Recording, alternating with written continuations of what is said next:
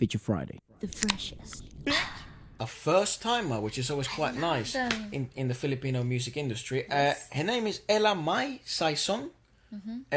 I think, or maybe Ella May. I'm not too sure. But this is like a really popular or like iconic singer that you guys have to check out. I can't believe you guys don't know who Ella is. And this is in mix, and we love mixed performances. So let's give it a watch. Right. I don't know any other story about it. By Till the way. My Heartache Ends. Yes. That's quite the title of that track.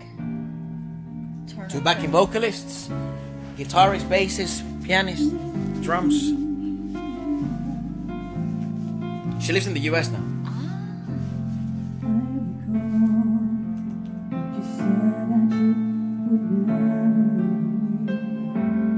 An alto. Maybe not. No. No, it's not.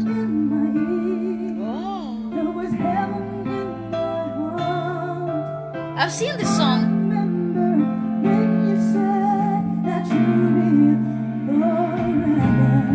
I think I've heard this song in like the karaoke compilation. It gets sung a lot. She's Yes. she's very famous, and she has lots of classics.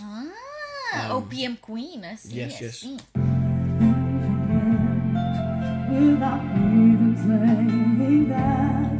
Nice jeans, dog. Gosh, no, fantastic voice.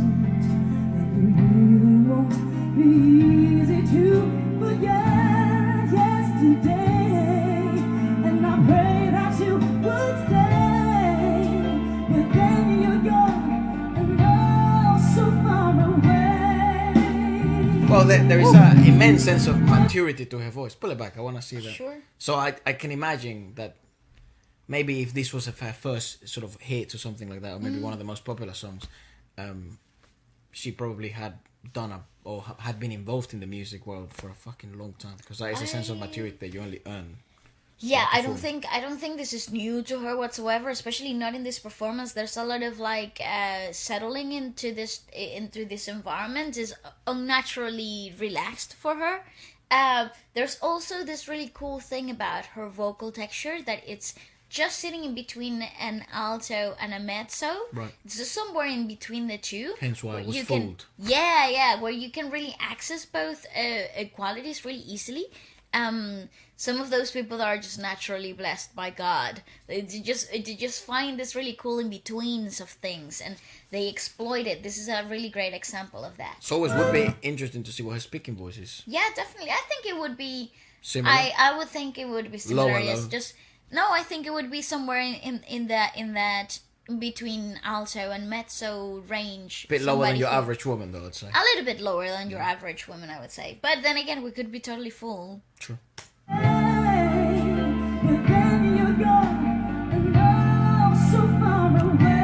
She's got beautiful high cheekbones.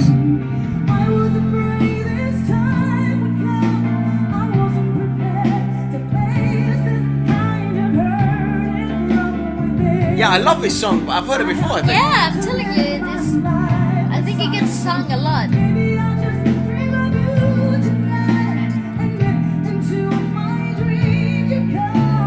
Damn, man, she's in good shape. Jesus. Fantastic.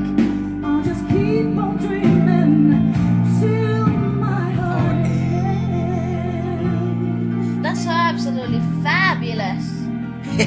You can really tell the time that this was recorded. Oh in. yeah, just by the jeans. fashion and yeah, shit, just yeah. by the low-rise jeans and like the backing vocalists as well. They're Yes. so fucking bright colors. Listen, it just screams 2000s, like there's no tomorrow. I love it. That was a good time to be alive. I mean, That this- key change was so smooth. yeah, it was very smooth. Obviously, quite. What would you call it? Quite iconic of the time, I think, of some of these 100%. pieces that become so sort of popular in these Yeah. parts of the world. I did have a question of, there are also a few more like iconic female vocalists that we're yet to discover from the Philippines. I mean, there's endless music. So we were planning on doing a podcast about that soon, because we did a best male sort of Filipino classic singers, Yeah. and then we added some names obviously there that we didn't know, because nowadays we're familiar with some of like the most sort of popular ones, but some of course we don't know. Yeah. We actually and we did an alto special. Yes. A female alto special. Well, it's only altos, women. But yeah, and we would love to do like the best female OPM singers of all time of all that time. maybe we've missed. You know, well, obviously there'll be some familiar names. They have to be.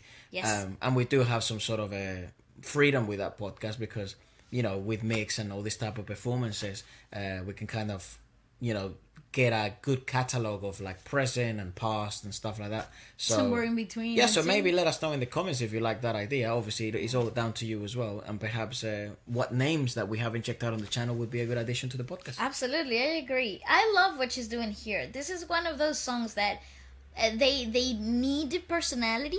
Like, they require personality because it's not just storytelling, but it's so repetitive because of the chorus comes around quite often. Yeah. You need something else than just the singing capability. Personality, right? You need delivery, you need performance. Intent, you need actual, you need essence behind it. So, yeah, there's a lot of that here. I can imagine a lot of new age artists from the Philippines, or maybe even Asia, if they were familiar with Ella May's work, or Ella May's work, they would have definitely sort of emulated things that she does really well, because she does seem to be quite a what would you call it, that word in Spanish which is like really iconic. No, pinnacle? like they when someone walks in a room and everyone turns around, those type of people. Yeah, people that steal the spotlight kind of thing. Yeah. They're really potent. What's the word? Ooh, that's a really good thing. Eye-catching. Yeah, whatever. No? That's not it, but you kind of get the drift. You catch my drift. Sure.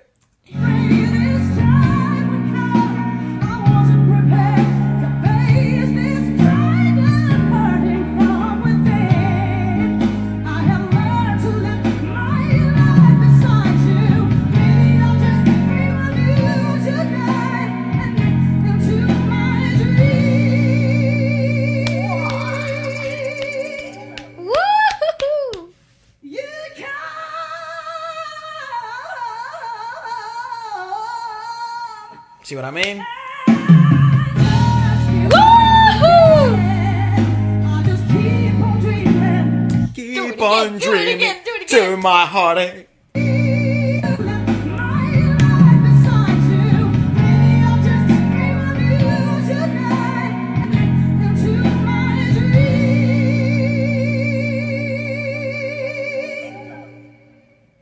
Ooh, the echo.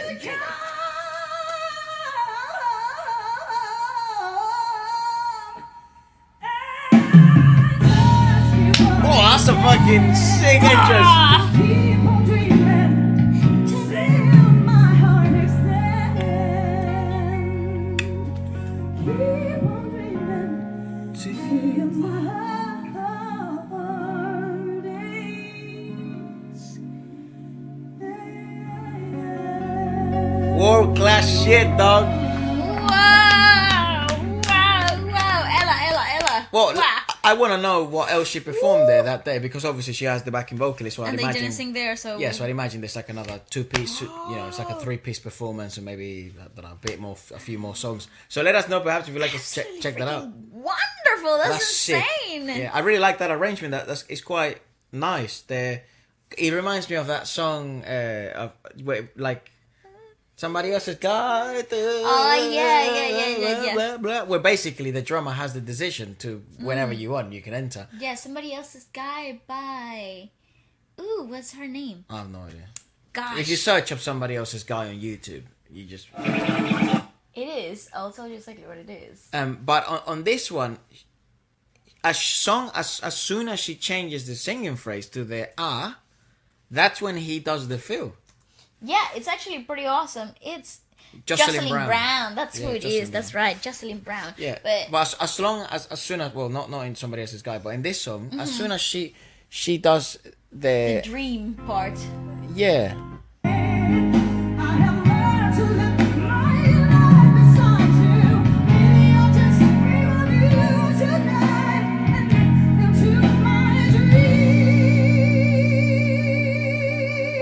So it's my stop. Dreams.